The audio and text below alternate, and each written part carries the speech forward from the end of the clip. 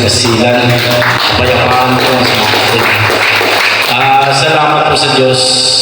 Nakarating kami dito ng maayos at nakita ko ang lugar na ito, nakita ko ang mga kapatid dito. Ang bahay natin doon sa langit halimbawa mansyon. Gusto niyo ba yun mga kapatid? Natural. Gusto niyo. Para po yan gagawa ng maraming mabuti. Yung mabuting paggawa, yun ang ipambibili natin ng mansyon sa langit. Kaya dito mga kapatid, ito po, life is a constant change. Mawawala lahat yan, magpapago. Ang hindi po mawawala, yung sa buhay na eternal. Yun po ang pagtuunan natin ng pansin. Alam ko kung naintindihan niyo po yan mga kapatid, mas mahalaga bagay na pang-espiritu sa bagay na pang-espiritual. Ibayan natin mga kapatid, may pagsubok, pero palaging may awa ng Diyos. Marami kayong kapatid sa Luzon, Bisaya, at meron pala kaming kapatid sa Basilan. Salamat po sa Diyos mo. Sabi ko mga kapatid, tumalangmal. Mga kapatid, kasi hindi talaga yung...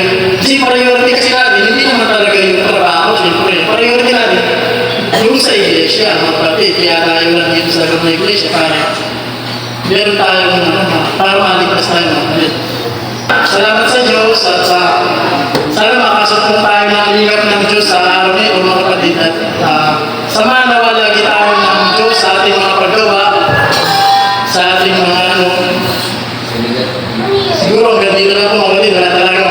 Wala akong idea mga kapatid. Salamat na sa Diyos. Maraming salamat sa Diyos. Happy anniversary sa mga Kapatid, aking nakikita lungkot sa iyong mata. Nararamdaman ko bigat ng iyong dala. Mga munting hikbi at patak ng luha. Kapatid, alam kong ika'y may problema. Di mo man sabihin ang iyong tiisin, di man bigkasin laman ng damdamin. Kahit na hindi ka laging dumadaing, batid ko ang bigat ng iyong dalahin.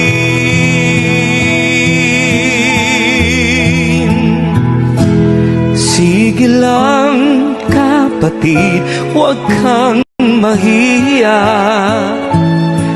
Sabi ni Kuya, mamatay man tayo, mabuhay sa Panginoon tayo.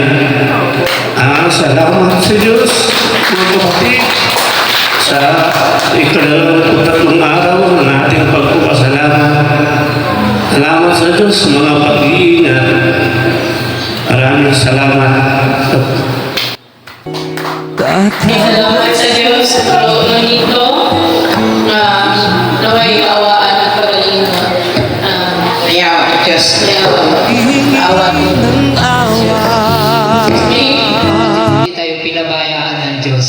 Isang katunayan na nandito yung paglingap ng Panginoon sa ating mga kapatid. Kaya sana mga tumibay tayo, gaya ng sabi ng ating kapatid, naalig tayo mga kapatid dito, isa lang naman yung gusto natin maging karapat-dapat tayo sa buhay na walang hanggan.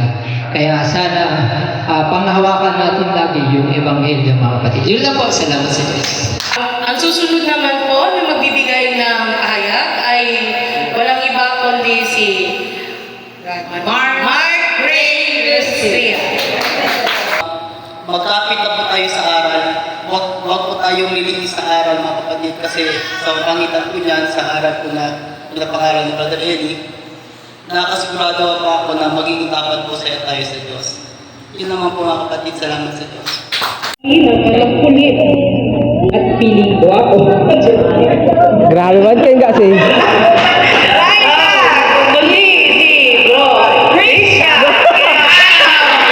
isinasama niyo po kami sa panalangin. Muli, sa Diyos po ang lahat ng karangalan at kapurihan, magpakailan-kailanman. Salamat po. Sabi ko pa sa sarili ko, ayoko mamatay na hindi ako nakapasok sa totoong iglesia. Ayoko mamatay na